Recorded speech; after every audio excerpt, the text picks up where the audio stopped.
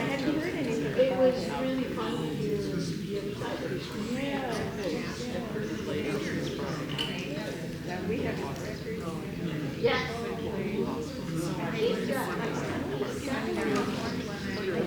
I didn't see it, but I know it is.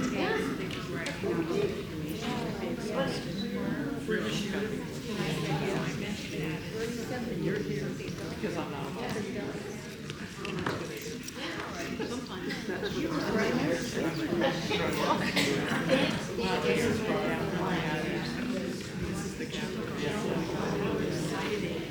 my daughter. Well, we had And I. If you bring something in there,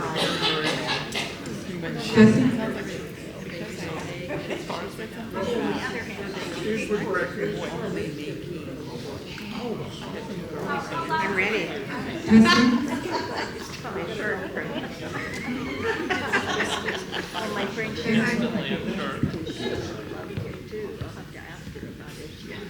Jesse? Can you hear me, Vanessa? All right, so we're going to go ahead and get started. I wanted to share something real quick. I hope that before any of you are not here anymore, you get to experience what this is like.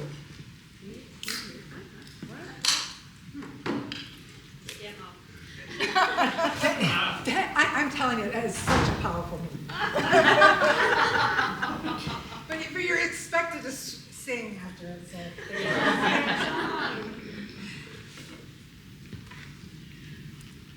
So welcome everyone. We're not going to follow me. Welcome everyone. I'm Community Teacher and the founder and director of Snohomish County Indivisible. And I'm so glad you're here. I don't know where the other 50 people are, but I'm glad you're here. So we're going to start as we usually do with the land acknowledgement. Shall we?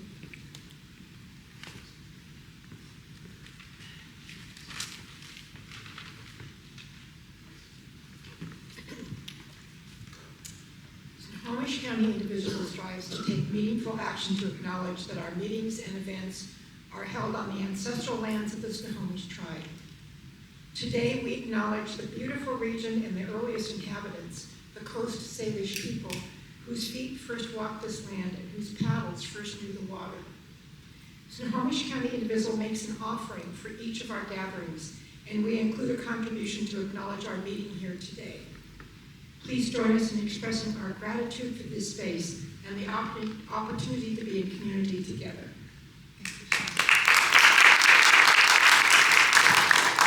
And Leanne is going to share our mission statement.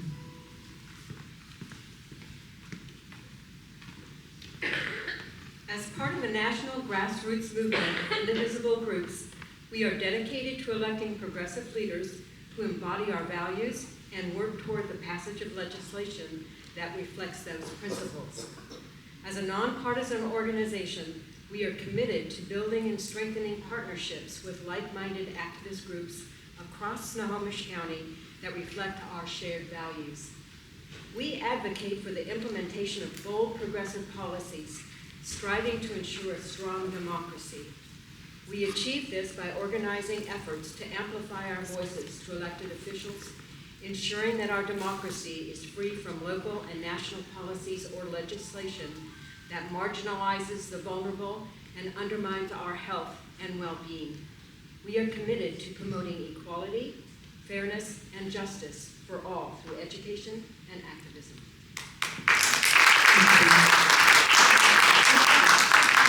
So before we get started, I wanted to take a moment and acknowledge the weekend we're at and sing a moment of silence for those that gave their lives for our country.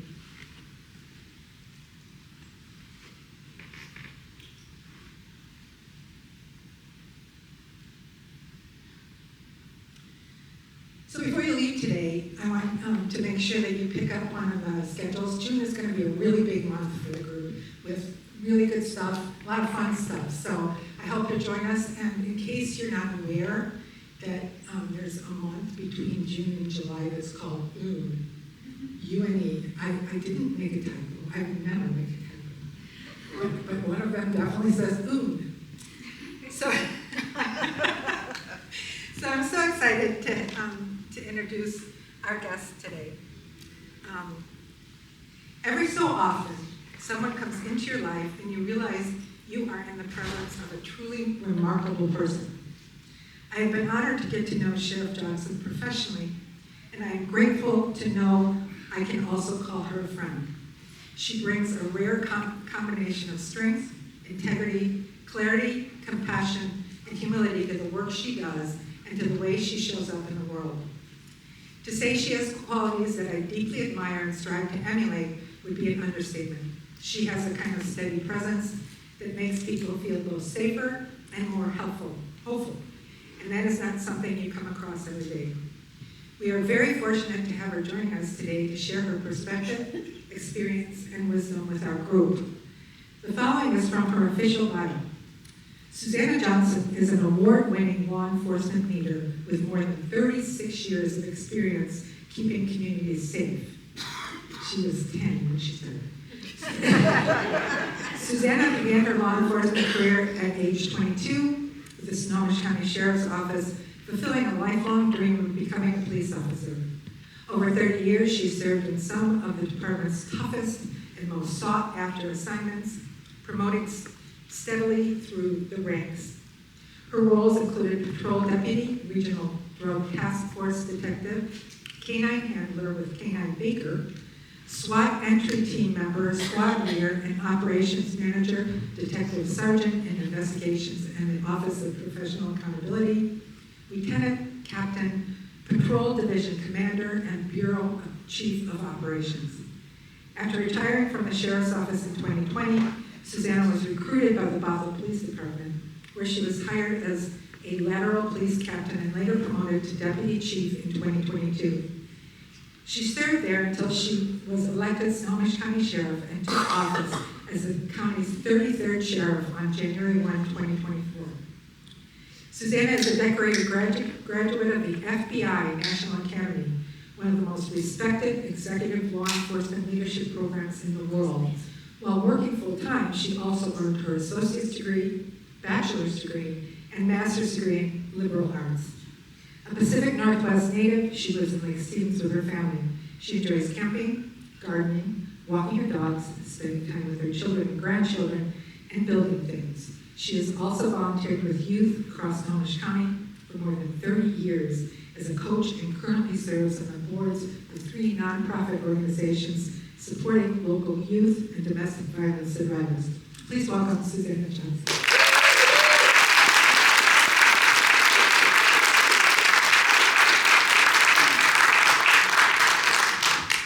Thank you. Can you hear me okay? Maybe I'll get a little closer. I appreciate the opportunity to be here today. I'm officially here as your sheriff if you live anywhere in Snohomish County. I thought I'd be specific as we open, even though I've recently filed for re-election. I don't want to talk anything campaign today because I want to represent you in my office today. If anybody has any questions on anything else, that would be after the fact. So as we talk today, and I'm hoping we'll get to some questions you guys want to talk about, we'll keep it with regard to the office right now. First and foremost, Anita, can we give her a round of applause?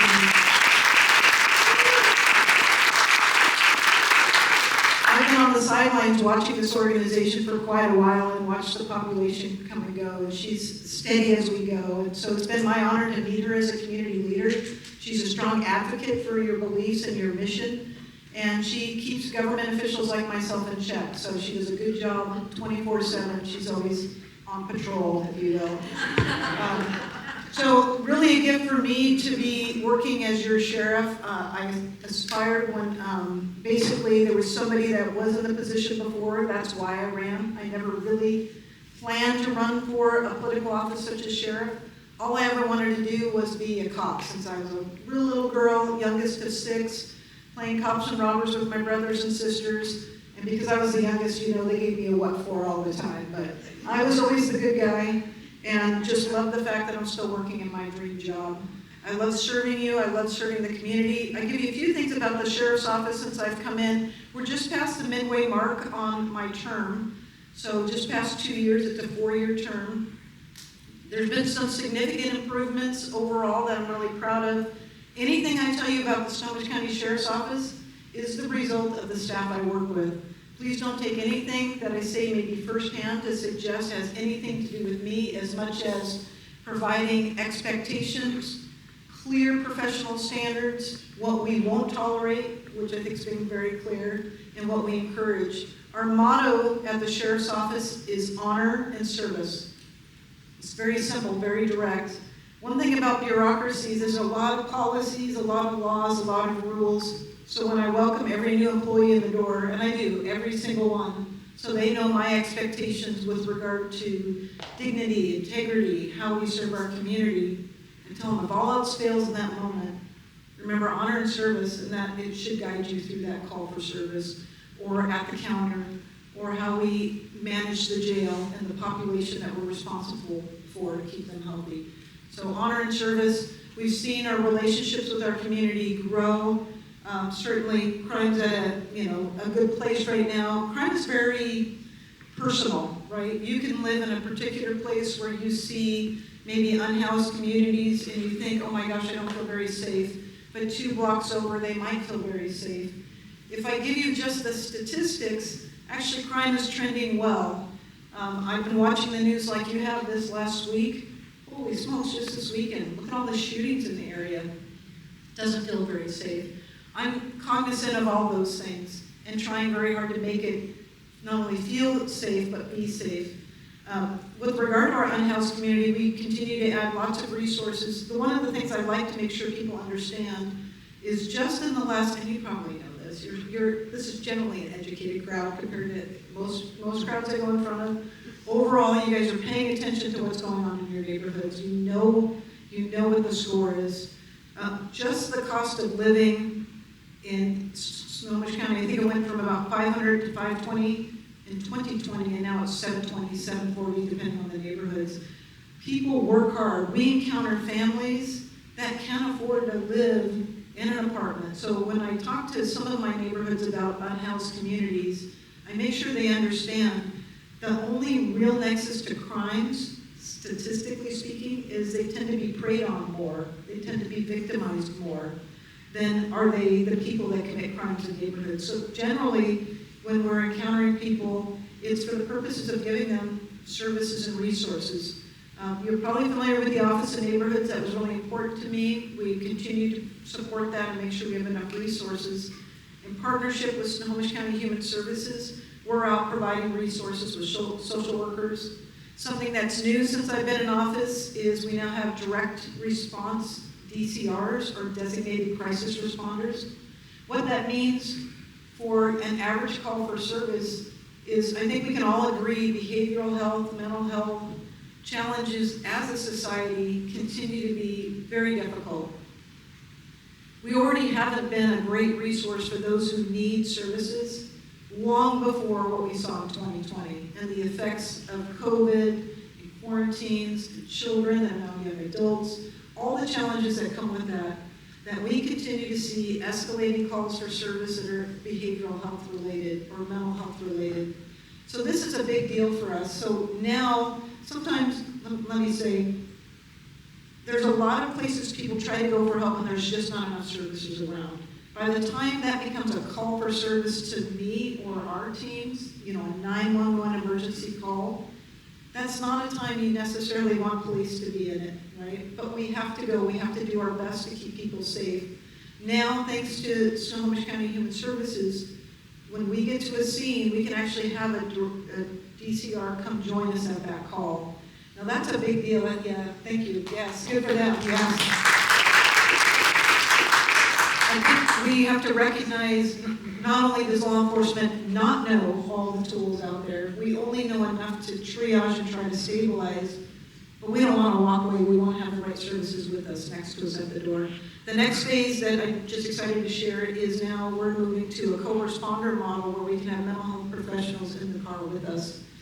So when we call for a DCR to come to a scene, that could take a little while. So we're trying to stabilize and wait till we get that professional with us. So having mental health professionals right along is going to be fantastic. It helps us serve better. It is all about having the right people at that moment to serve people best for the long-term outcome. Sometimes I tell people, when I first started being a deputy sheriff, way back in 1990. I was so excited, you know, in my mind, law enforcement was arresting people and taking them to jail. I mean, that was just the excitement. I want to drive fast, take people to jail, and of course you think you're helping people. And that, you know, 22-year-old Susie Brain, you know, by the way, feel free to call me Susie. You know, technically I'm Susanna. If you come up and say, hi, Susie, I know we've met before. So feel free to call me Susie.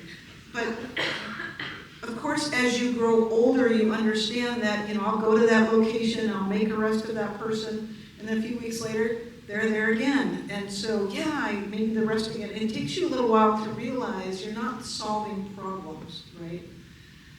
So now I openly tell people I'm not necessarily in law enforcement anymore, but I am in public safety, and I am in the service industry. And if you took our statistics at the Snohomish County Sheriff's Office of what kind of calls we go to, you will see by and far we're out for community caretaking. We have far more calls for that than actual crime has occurred today. And the nice thing for you, if you look at national numbers and not only crimes of violence, but property crimes, is this is actually a pretty safe place to live. If you look, I know it doesn't feel like it. I mean, 2 stories in a row, a shooting in Snohomish County is enough to make people not want to go to the store and get those groceries delivered to their front porch. I get it. But statistically speaking, we are a very safe community. And I think what's really important is making sure that when you run an organization as large as Snohomish County Sheriff's Office, which by the way is 750 employees, I'm going to brag for a minute, we're one of the few sheriff's offices that also runs the jail. I think that's very important. Both entities are accredited. They didn't used to be accredited. They meet all state standards. You're like, I would think every agency does. Sadly, that's not the case. But what that tells you is we care about professional standards. We care about people who know this work coming in and looking over our shoulder. But for us, it is about looking ahead. I'm not trying to solve the problems today as much as tomorrow or the next day. You should expect that from somebody who's in an elected position is, what are we doing down the road? And this is the partnerships we're talking about, so we can serve better for problem solving. One of the things I got in advance to cover, there was some interest in, you know, what's it like being a woman sheriff? It's the same thing as being a female deputy. It's fun, it's cool. It's funny. I'm going to stay off gender as much as possible, but we were kind of laughing out in the hall a little bit that sometimes you'll get people who are like, hey, as a woman, can you do that?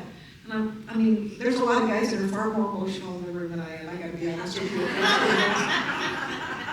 For some reason, you know, I've always been, and mainly because I have been taught by really great leaders. I did not just drop on the stage today. I've been around people who have served in this capacity, served this community year after year, that teach me the things that George Ferguson taught us, right? All the things that has happened in our country since 2020. That the authority that I have, whether it's my oath of office as a deputy sheriff, or the one I took in this very room as sheriff of Snohomish County, I only have that authority as much as the community gives, right? It is words on a piece of paper. There is a state constitution. There is some laws. But we only can lead and guide and police if it's in concert collaboration with our community, right? That's a social contract we all grew up understanding. So the leaders taught me, you have to always work on the trust, right? Integrity and trust. And I'm not dumb. I know that you can watch body-worn camera of a cop in Texas tonight, and it'll be something horrible. We're all going to be aghast. At work, we're going to be cussing at each other. Every time you see one of those, it hurts all of us. And it's kind of like deposits in the bank.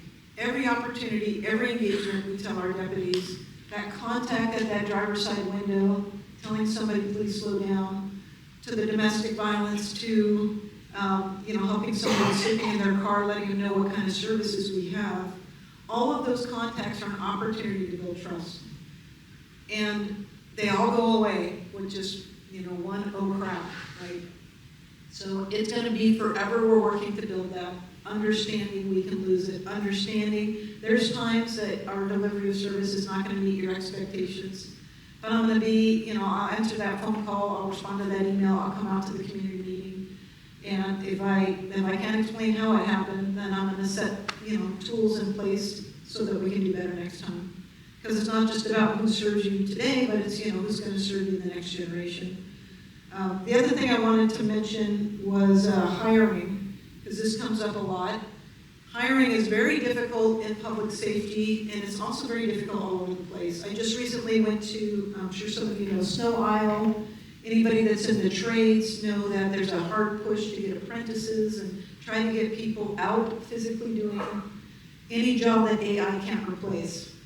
It's fascinating. At the sheriff's office, we have a ton of what we call non-commissioned jobs. So those are support staff, fiscal, evidence techs, all sorts of people that don't have to worry about losing their jobs to AI. But as far as getting young adults to want to actually get into a car, leave their mom's basement, get into a car, drive somewhere, and then be ready for people to yell at you and treat you poorly and maybe sometimes spit on you and sometimes try to assault you. And sometimes, to be candid, there are split-second decisions sometimes we make, right? The vast majority of time, we can train our deputies to expect the majority of the calls we're going to see. You should know with regard to hiring, it's a very complex process to let anybody in the organization. At the Snohomish County Sheriff's Office, we are very thorough on backgrounds for all of our positions. In fact, sometimes people bail out because it's a little bit too invasive. So we require polygraphs, and we'll talk to your neighbors. In some positions, you have to go through a psychological exam. Certainly you do drug screening, you do all these things. It takes months to get through it. And then we teach these folks, we put them through a pre-academy, try to get them ready. That goes on for months. We have a post-academy. And then we'll get to about a year, a little more than a year, and they're finally solo. So that means alone in a car, being able to fill a billet for me for a call for service. And if you think about that, that's a long time. And this current generation, we are finding, it's not unique to law enforcement, but to all the trades and all jobs you're probably seeing, is the stamina or the intention to work only one or two careers is bygone. They told us to expect less than 10% to make it all the way to pension. That's that's shocking to me. When I started as sheriff, we got some national numbers to see how we were doing on retention. And they said, expect people to work about 5 years. And now I'm talking about people who are coming into law enforcement before they move on to the next career. That, on average, that's actually tipped lower now, and now it's 3 to 5 years. They'll come in, they'll be a cop somewhere, a trooper, officer, deputy, and then they're like, I'm going to go do something else now. I've done the cop thing. I'll move on. So these are some of the struggles. Specifically, we have more applicants than we've seen in a long time. So a lot of people are applying and want to come. What do we look for besides the background that I just expressed to you? Is I want somebody who can be compassionate, allow people to keep their dignity, want to serve the community, so all the altruistic things that you can imagine make a good cop. But they also need to be able to protect themselves. They also need to be able to protect you. And at the worst time, if they need to use their service revolver or pistol to protect their stable life, they have to be able to do that. I can't have them in that scene and let a family forward die, or they're afraid to come into the house, whatever it might be. And that is surprisingly a tough mix. Sometimes you get people that are, I'd like to have a gun and run into a house. They don't want you. I don't want you to want to go. I want you to be able to do it if you have to go. So these are sort of the challenges with hiring into law enforcement. Same thing on the corrections side. I'm proud to say that part of our numbers, even though we have a huge vacancy rate like many of the agencies around us, is we haven't moved that bar. We refuse to move the bar, meaning we won't take less. And it's not just my perspective. I think you see that in a lot of law enforcement in Washington, especially in this area. We have some great chiefs. For those of you that live in like the city of Everett or Lake Stephen, we have really good high-tier chiefs in this area, and they have high standards. So that makes me feel good about that. Okay, I'm going to hit on a couple topics I know we want to talk about. One is immigration and keeping Washington working. I go out and I talk to a lot of communities about this. If you ever want to know where we stand, laws, policies, it's right on our splash page at the Snohomish County Sheriff's Office. If you can go look at them to verify. Of course, we follow state law. That's embarrassing to say those words. I recognize that not every sheriff in the state of Washington can say those words. What is wrong with us? It's very embarrassing. And earlier I talked about trust and the importance of trust and building trust and how easily it is to lose trust. That's very frustrating.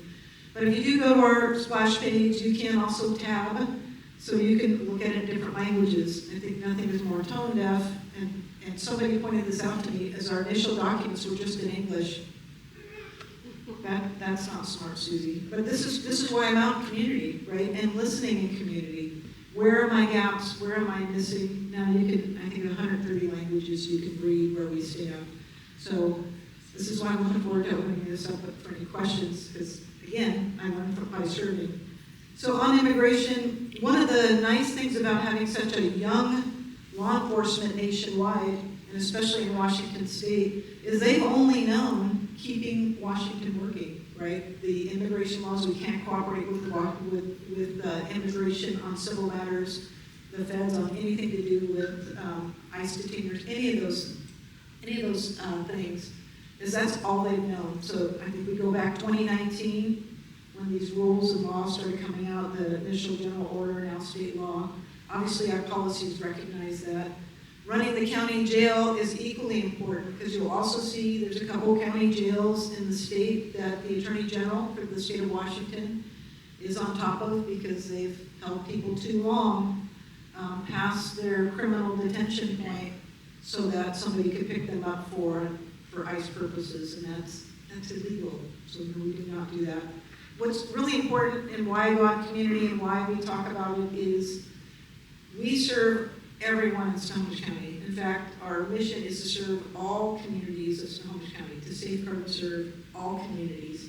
And communities is intentionally plural, whether it's the LGBTQ community, whether it is an unhoused community, whether it is residents, it's people who just come here to educate, maybe they go back home to Skagit County, they're business owners, or they come to shop here. It doesn't matter, I serve them all.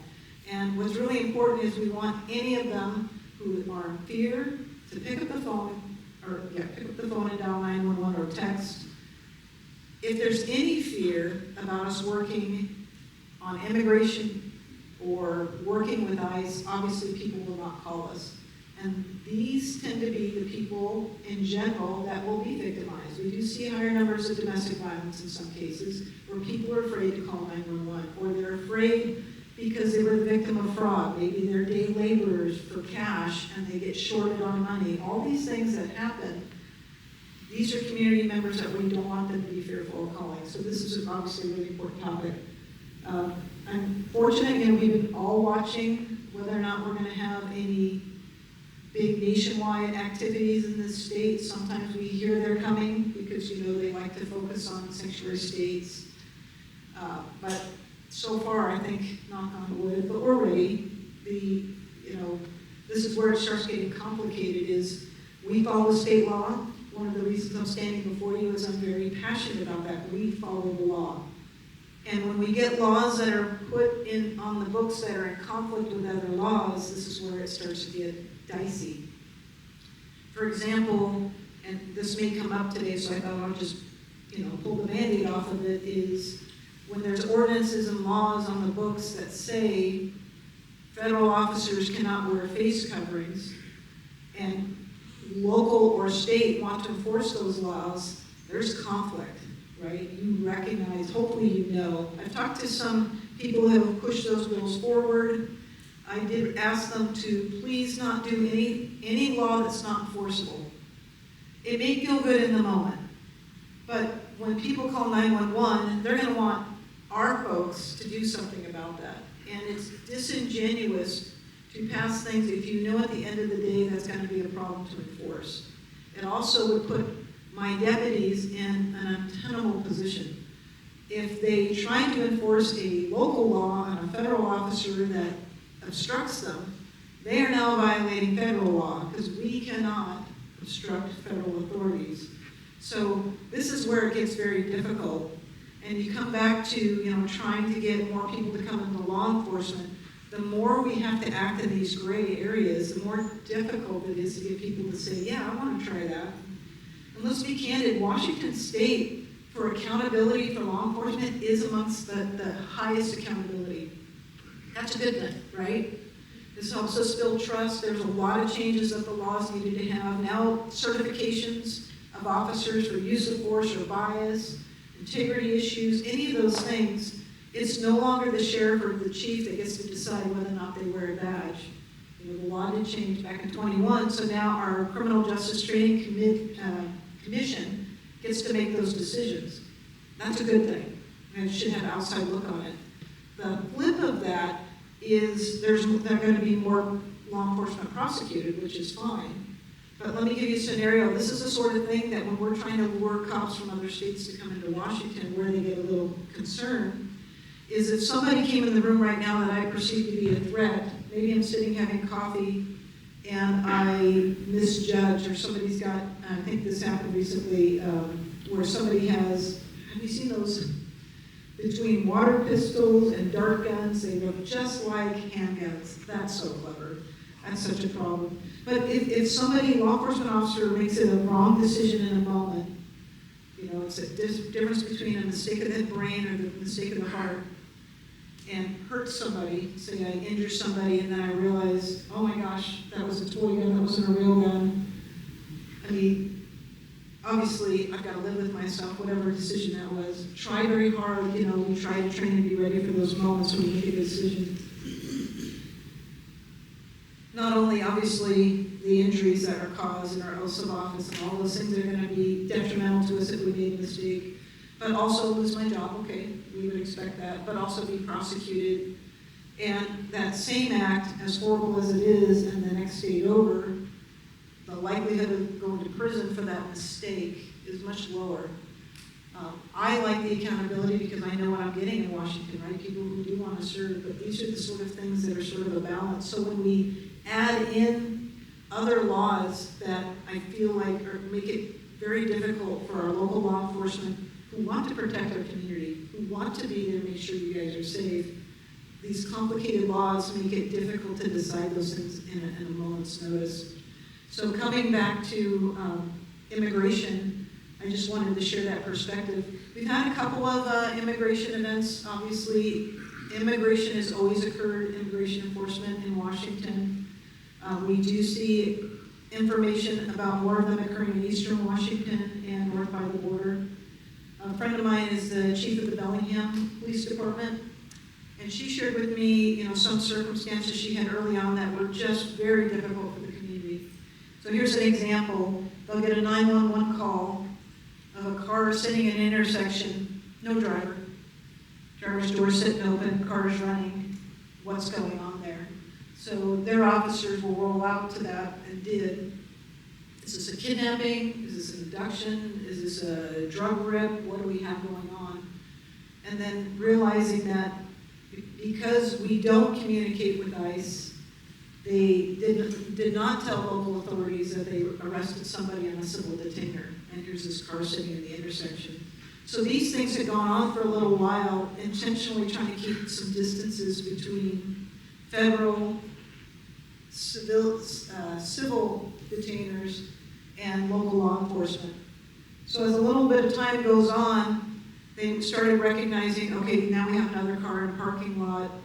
They got a call from federal authorities saying, hey, car is here, local law enforcement, will you please get a hold of the family so we can pick up the car? So they did that because they wanted them to have their car back. Family comes, they got picked up and detained. Yeah, so she shared that lesson with me, as you can imagine why. Like, Susie, don't step into that hole, don't fall for that. We have not been put in that position. My understanding is they're communicating much better. Of course, that family was sure this was a conspiracy, was sure local law enforcement set them up. And I don't blame them. I could see how that would look on the other side. The only couple that we've had We had one South Snohomish County where the call was actually coming from federal ICE agents who called in 911. They had, my understanding is they picked up somebody on a civil detention order and people were chasing them in traffic. So they actually were looking to de-escalate. I can appreciate that. So they had actually driven to our south precinct and were in our parking lot. It was on the weekend. All of our deputies are actually out on calls for service. Nobody was actually in the lot or at the precinct at the time because we don't staff it with office staff on the weekends. We just can't afford that. But they called 911, and so our supervisor at the time is talking to him on the phone, and we're working through trying to get somebody there to de-escalate, because that is our responsibility. And we'll go and de-escalate. We'll turn on our body-worn cameras. We'll be great witnesses. We'll be standing there if there's a disturbance going on, making sure that nobody oversteps their boundaries. That's the intention. In this particular case, before we actually got a deputy there, they left. But I did communicate with somebody from that group that we don't want you chasing people. We don't want you creating conflict. We don't want you to put yourself in a position like we saw in other states where somebody can say that they felt threatened and then they take a level of force. So, and that's going to be the next thing I talk about is just sort of safety in general. In that particular case, it ended well. I appreciate that they were trying to de-escalate. They didn't jump out of the car with their guns drawn. They just drove somewhere until the local cops could get there to try to de-escalate. The other one we had no involvement in. We just had a bunch of phone calls because they were stationed somewhere getting ready to do an operation. I do know that there's places where in unincorporated Snohomish County where we have day laborers who are willing to work for cash for the day, and sometimes those places tend to be draw attention for ICE, so we just generally encourage our community members to be aware of that and try not to draw attention because we don't want these conflicts, obviously. So with regard to, your First Amendment rights your First Amendment rights are pretty broad. My job, whether it's a protest or a group of people have showed up because there is an ICE event going on, is we support your rights, right? And the rights on the other side as well. We want people to be safe. So I know the Indivisible in particular does a great job. You guys are out a lot. I see the safety planning that goes into those. If I were to pick a list of things, if you were going to participate in a protest or a formal event, I'm talking pre-planned right now. Of course, there's ad hoc, like something's happening right now. But are the things that I do see this organization doing. What's nice is we tend to know where you are, whether you have a permit or not. It allows us to make sure local law enforcement knows where you're going to be at. In case we start watching social media, we watch not only federally but locally, see if there's any threats to the group. We have, on occasion, seen them out with this group and other groups, so we can reach that point of contact. When somebody from your organization is a point of contact with us, this is how we keep people safe. We'll reach back and say, hey, we see this thing here, be aware of that, be aware of this person. We're going to have staff at that. It keeps everybody safe. Our goal is just to provide you an opportunity to say your piece, right? Those First Amendment rights are so important. The counter protesters that'll sometimes show up, generally speaking, we encourage people not to, first of all, you're never going to change their opinion. Whatever it is you're talking about, know that in the moment. I'm not saying you can't go get 3 inches from their face and you guys can't have a conversation, because maybe that's the moment you live for, and you have a right to do that 100%.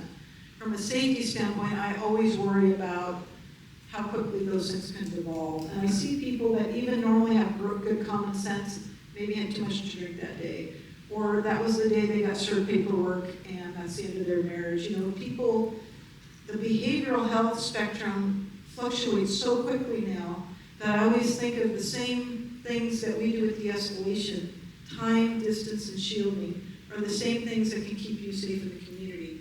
If somebody's highly agitated, I'm not going to close the distance right now. I'm going to let them just have their moment. So, there are literature. We probably don't have time to go through a lot of stuff, and I know Anita does a great job here.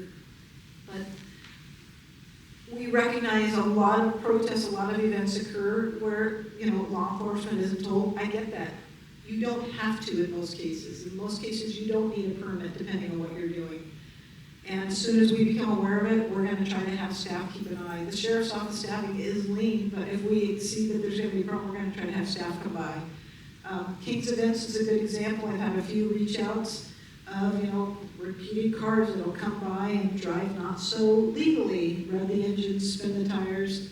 That's helpful for us to know. We've had some deputies out at some of them that driving has helped out a little bit coming by, but we do want to keep you guys safe. Any specific things I should cover on that? Oh, DEI? Okay. So if there are more questions on protesting or ideas on that, what I was going to say with regard to ad hoc before I come to DEI, on the ad hoc, and by that I mean, let's say you roll up to, say, Home Depot or something and you feel like, that's weird, what's going on over there? Maybe there's lots of people dressed up in what they look like some sort of military garb, but we're not seeing the telltale local law enforcement. Right? Most of you can recognize local law enforcement. We'll have shoulder patches on. We'll have a really big name tag. You'll always know who that person is in front of you. We'll have a badge on. A lot of times, if they're wearing a load-bearing vest, it'll say sheriff or police on the back. We noticed in some states, I started wearing them that say police, so darn them. But they don't say sheriff, so sheriff is us. They haven't gotten that far. I'll take a pause here on the load-bearing vests. People ask me about them because it looks pretty militaristic, and I get it. When I started working, if you ever see me in uniform, I'm frequently in uniform. I wear just a regular uniform. I don't wear all the extra stuff because I'm not out working patrol. If you look at all the gear we've added to our deputies over time, or law enforcement, so there's the handgun, we're required to have at least 2 other less lethal, so it's a taser, OC, a stick. We need more than 1 set of handcuffs. We also carry first aid, triage kits, blood clotting, tourniquets. I can go on and on and on. Chest seals. I can't tell you how many of our deputies have saved lives just with the first aid stuff they carry on them because they're going to be the first one to the person down. That's a lot of stuff. I mean, you can see how big my waist is, and deputies actually come in smaller sizes. I'm actually taller than a lot of our deputies. So it's twofold, these vests. If you get up close to them, you'll see a lot of times there's a little red plus on stuff. A lot of that's first aid. It's just more than you can carry around your waist. Already it's hard to get over a fence, I gotta tell you, not just because of donuts, but just the gear will catch up. But also backs. Our bodies will break down. I've had more than 20 surgeries over the years, just things will tear, and backs and shoulders go pretty early. So the other benefit, even though I know community members don't like the look of the vest, is when they get into the precinct or if they can park their car and work on a report, which is the majority of our time is writing reports, they can take that off really quick. And if they get that 911 call, they can throw it all back on. So it is to distribute the weight on their backs and also help them last longer in the career. So it's for physical reasons. But coming back to that scenario, okay, I see something flaky going on over there. I don't think those are cops because, man, first of all, cops never wear face masks in the community. We never do. The only time you see face masks generally is narcotics investigations, undercovers, pretty much it, and SWAT. And you'll know it's SWAT because they have the big green van, and generally they'll only have them on because they put gas into a place so they don't want to hit their skin. So those things are so rare, and you'll know those are going on. Anything else happening in the community, that would be unusual to see. But if you're thinking about getting involved in something like that, the best thing is time, distance, and shielding. Get your cell phone out. If you think something's inappropriate, then get on the phone to 911, go to voicemail, speaker, and film. But do not ever stand in between somebody doing the work. That's where we start getting into trouble that can be articulated as obstructing. Be good witnesses. It's okay for them to know you're filming. Hey, I'm staying out of your way just so you know I'm videotaping. You can do that, or whatever safety measures you guys have talked about as a team. But I always recommend don't get in between, don't press that distance. Listen, if they're doing something wrong, your presence is going to be de-escalating, and call 911 and we'll get there. DEI, Definitely earned it. You guys are familiar with that stands for? Definitely earned it. Yeah, it's disappointing. I mean, for the most part, I think we all recognize that when it comes to anybody who serves the community, we need to reflect the community. We work very hard to recruit from Snohomish County with the different demographics, gender. Somebody's dinner's ready. Okay, now you know how old I am. That I think 4 o'clock's dinner. You know, so of course we try to recruit that matches our community, which includes women. What's really sad is if you follow, anybody in here follow the Snohomish County Sheriff's Office on social media at all? Anybody? Okay, at least one. So I'm going to talk to you. Thank you. Thank you. So you maybe saw a change when I came into office. It used to be very centric on a single individual, and now it's about community and our staff. Community and our staff. This is who we celebrate. Thank you. Community and staff. We actually don't talk politics. We actually don't yell at people. We don't try to do anything divisive. And what was really sad is about a year ago when this tip up of any woman or DEI, anybody of color, that somehow they were less than. And so I felt bad because we might have a picture of a female deputy or somebody of color that did this really cool thing in the community, and they would get dumped on social media. And for a long time, our women didn't even want to be depicted in social media, even though we're trying to celebrate. And so it has this counter effect. When people see people who look like them out serving, oh, they can do it. Look, she's small. She can do it. I can do it. And the fact that we had trouble finding employees who wanted to do it for a while had the counter effect of being able to recruit. It was really disappointing. I will say at Snohomish County, if you look at the directors, most of them are women. We seem to be doing just fine. I mean, we get along good. We get our stuff done. We work together. But we, overall, all I can say is that, we're not going to be influenced by politics. We're going to continue to recruit hard in our community. We want people who live here and look like us here to serve here. That's great. Did we end up with any questions? I have 3 here. Does anyone have questions? Cards? Has anyone thought of questions? Because Susan's brave and she's going to take them from the floor. So let's do these 3, and then we'll open up the floor. So the first one is you kind of, Do you want me to read it? Or you want to read it? So Good luck. Hear it? Yeah, good luck. Do you want to read it then?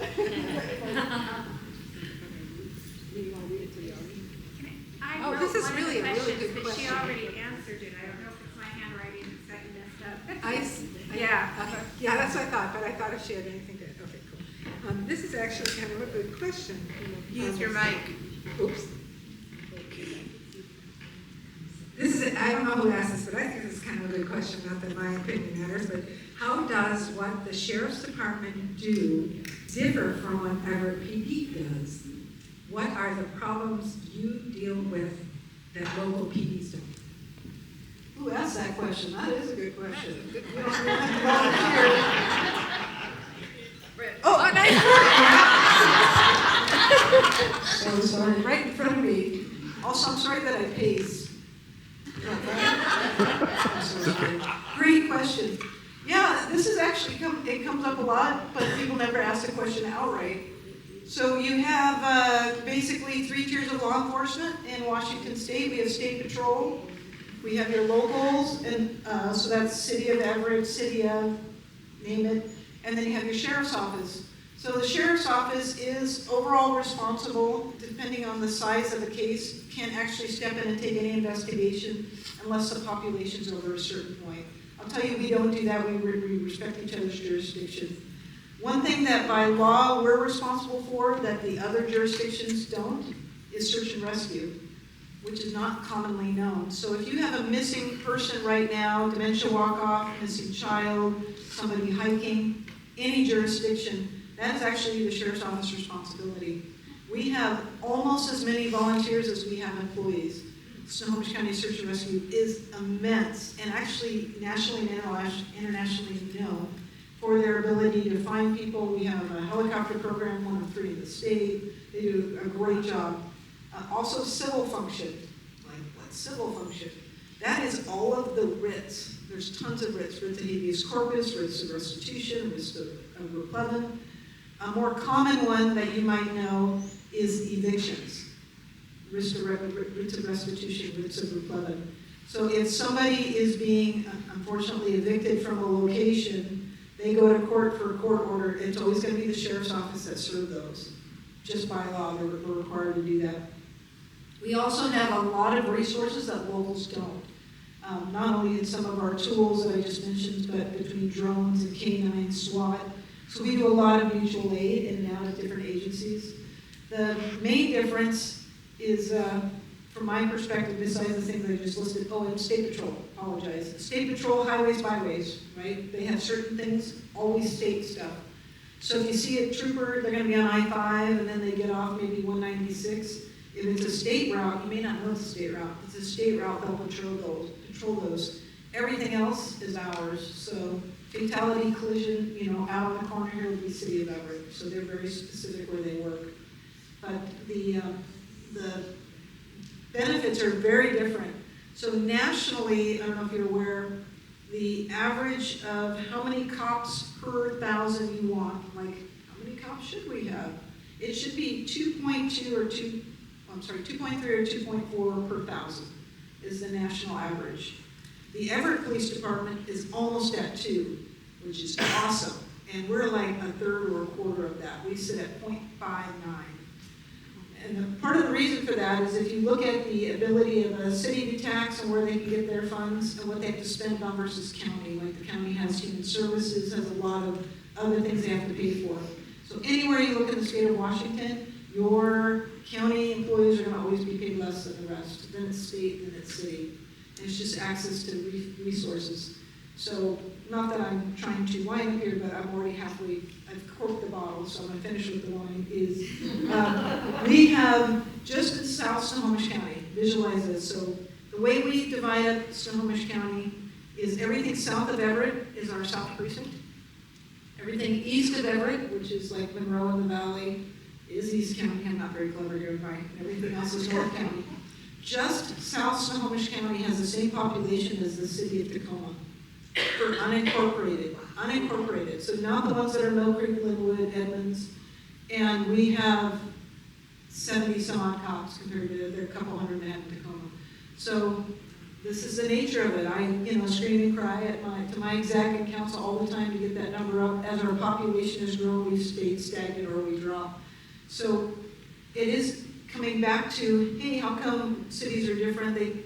They'll get to their calls for service quicker than we will because they are staffed at a higher number. Partnership's really important. I mentioned earlier all the resources we have.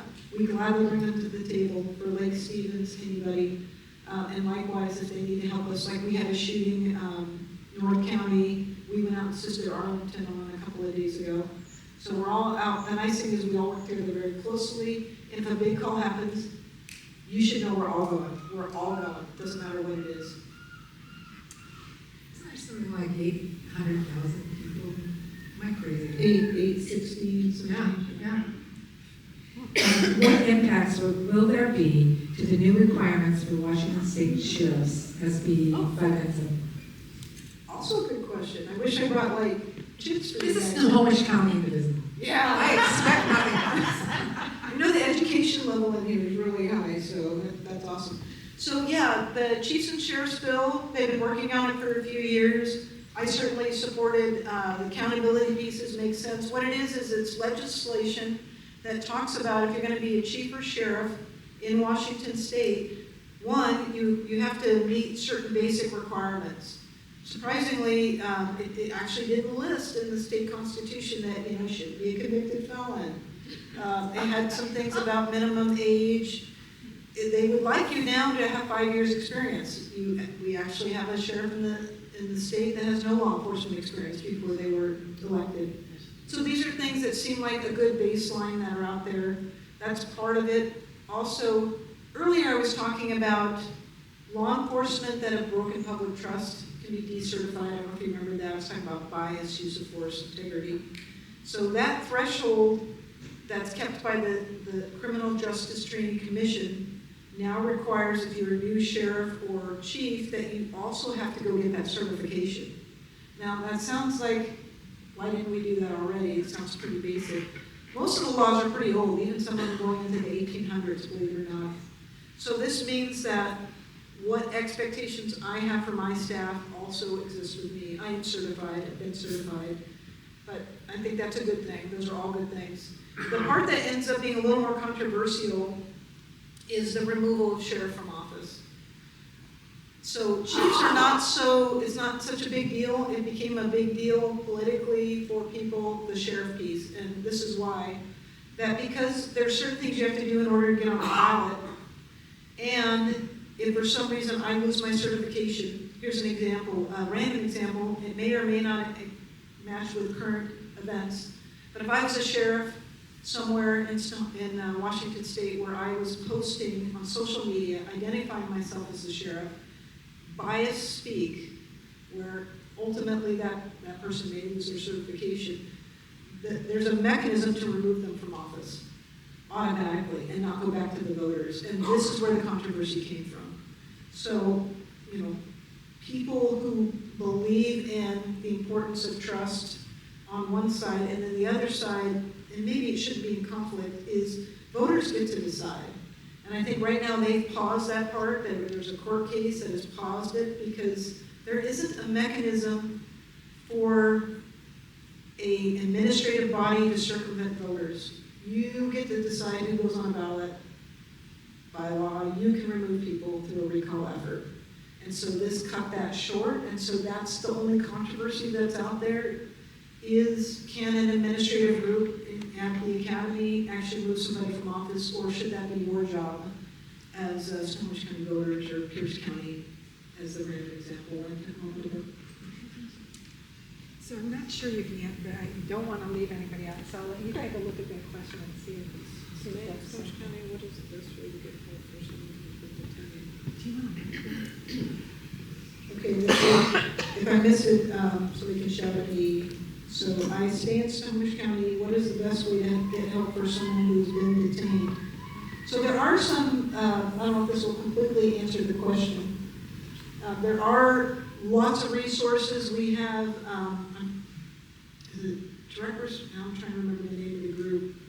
I have it at my desk at work, but we've worked with some of the groups out there that if we're aware of somebody being detained, they're the ones that come in. They have a whole network of people, attorneys, will work with the family, will help with resources for the family. There are complete networks, including pro bono attorneys that will help people that are detained. So that generally, if people have a question about somebody detained, I pass along that information to them because it's been a great network.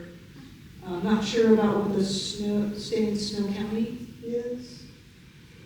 Maybe help me with that one if I missed it. Okay. All right, so I think we'll open it up to the floor for questions. We have someone running around with the mic. Do you want to take the mic? Oh, no, I saw one here first, and then I'll go over okay, we'll come to Judy. this lady in a second. hand first, and then I'll be over there next. Right up to your face, so right there. I hope this isn't a taboo subject because I know people have strong feelings about AI. But when you mentioned the amount of time your officers spend filling out reports and the low staffing level, and although you didn't mention it, I'm presuming there are unmet needs due to low staffing level. Is there any impetus to use AI to free up agents or support them in some officers, not agents, and support them in some way? Good question. I should not have turned mine off. It was too complicated for me to turn it back on. I'm glad you brought that up because I didn't mean to infer earlier when I was talking about AI that it doesn't belong in law enforcement. I think we're always going to need people in the cars to drive to the places, so that's what we tell people. Listen, you're not going to be replaced by AI.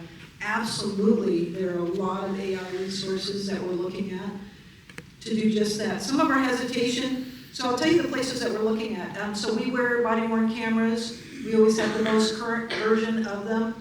One version that we're looking to adapt is real-time translation, which would be huge for our deputies. So at the time, it will translate back. So if I'm trying to communicate. I have it on my phone right now. Yeah, that's awesome. So yeah, and our guys are using iPhones, but if you have a flashlight in one hand and a pistol in the other, and you have the camera going, even better, you also can pick up. So that's one of the things that, costs us money, of course, everything that we're trying to turn on. That same software will write reports.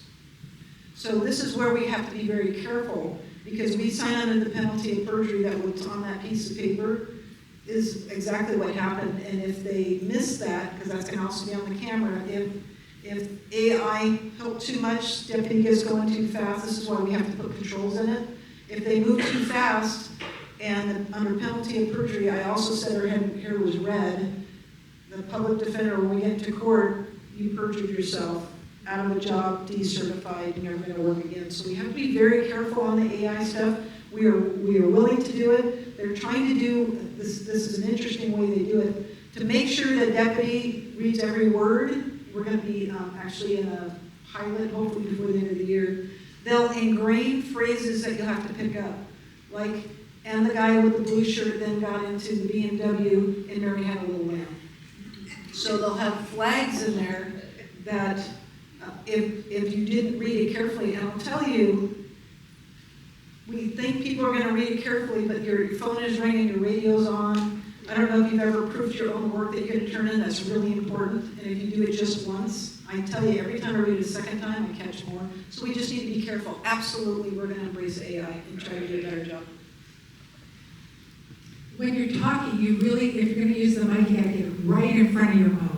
I have a question. Right now we have some Hispanics working on our house, and they have green cards, but they're very concerned that ICE might come by, so they all wear hats. And I told them if they see anybody come by, that come in the house, and I will not let ICE in. I said they have to have a search warrant. Is that correct? That's correct. They do not have any authority to come into your home. Okay, and because you see them working in North Everett, several of them, and they all always cover everything, so it really is worrisome, because they may drive by. So I just wanted to make sure I have authority to say do not come in. Yes, you do. And even better, if for some reason whomever might be at your door, if you don't want them in, you can keep the door shut. You can talk through the door. You don't even need to open the door. But yeah, they would have to get a warrant. Now let's change that scenario just a little bit. Well, one of them's wanted for a homicide in California. You would have no way of knowing. They'll go get that warrant, and then they'll come back. And then everything's fine. Right now we have a warrant, and they can come in. So there is a process for that if indeed they have the legal authority. So you're good. I saw a couple questions over here. Just a second, Bill. The gal with the pretty red hair. And there's one over here. Okay.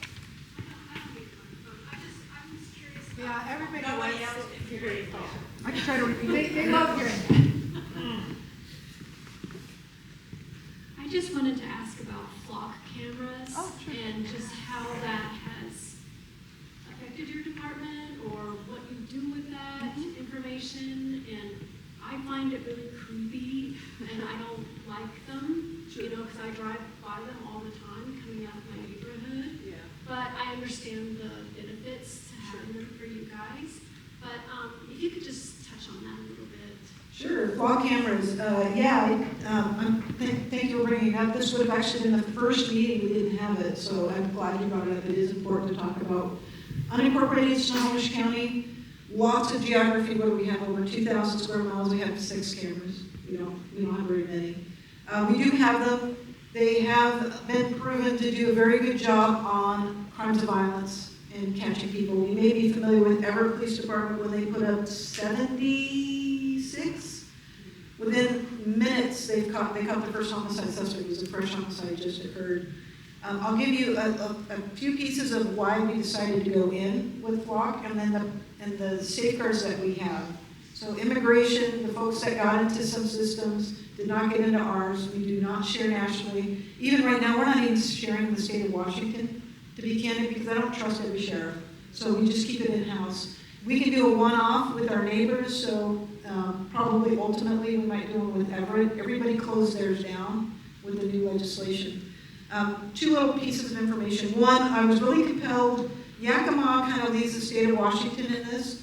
When they first started using theirs, they had an abduction of an elementary school girl that ultimately, I'll just get cut to the end, she survives and is going to be eventually okay. But when the abduction first happened, they only got like a blue four-door car. That's all they have. Now the flock system, if you're not familiar, will record license plates and hang on to them for up to 21 days. You can also do vehicle descriptions. So if you think of every white van, that would just be too many. You probably wouldn't be able to do a lot with that. But what I like about it is it has nothing to do with the driver.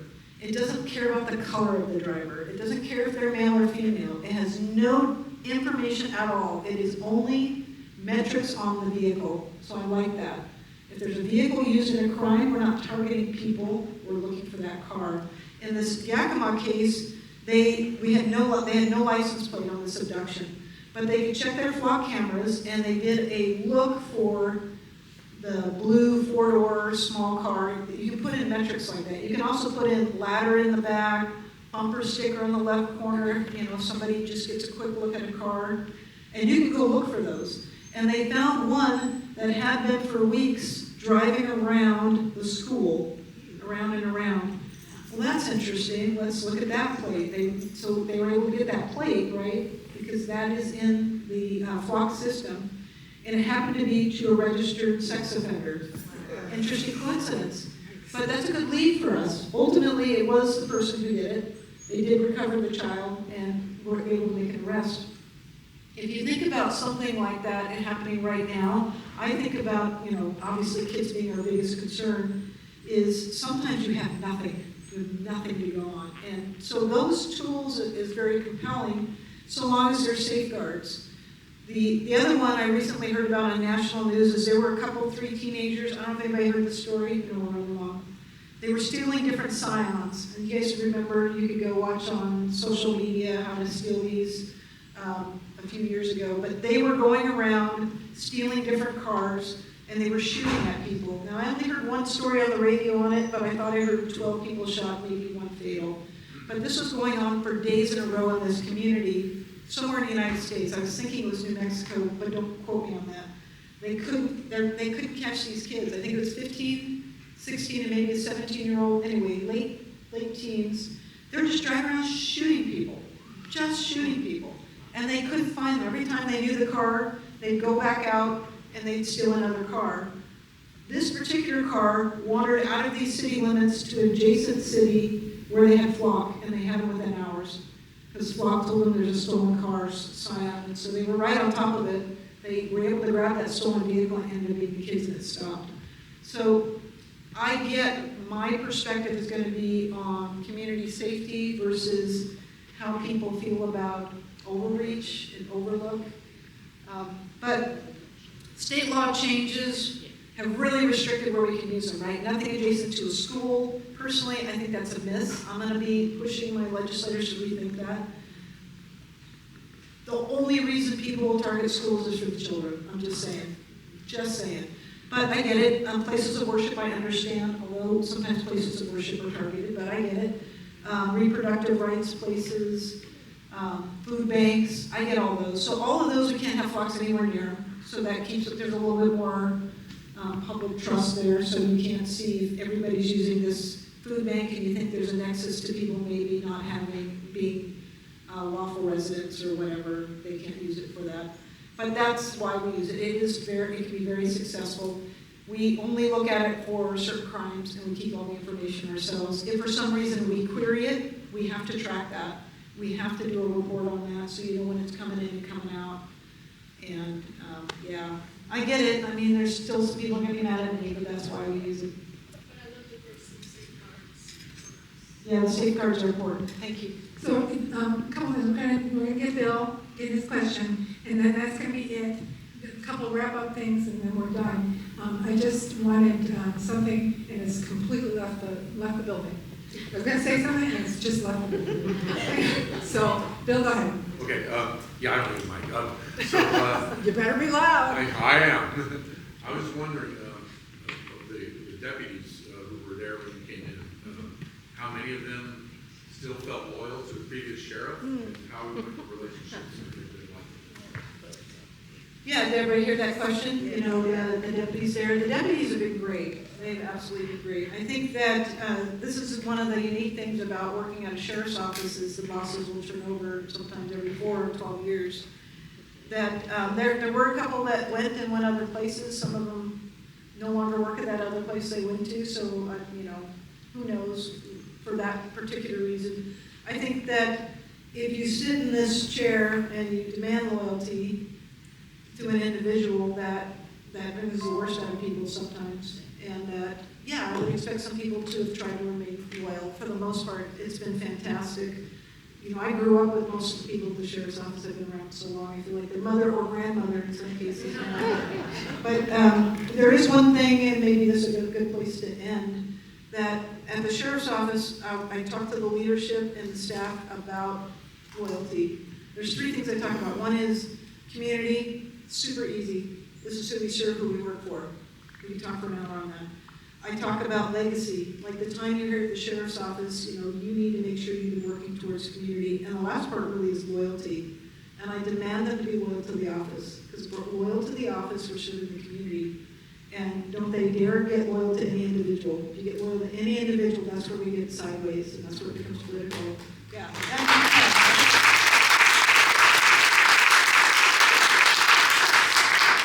In another regard, if we looked at that on a national scape right now, if we just focus on being good to the country, taking care of the country and our international expectations, we're in a different place.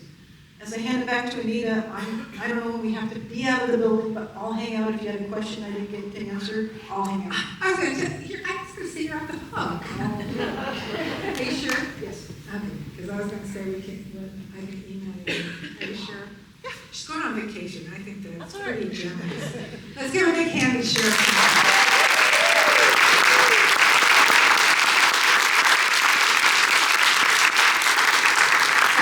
I remember my other thought, but it's a little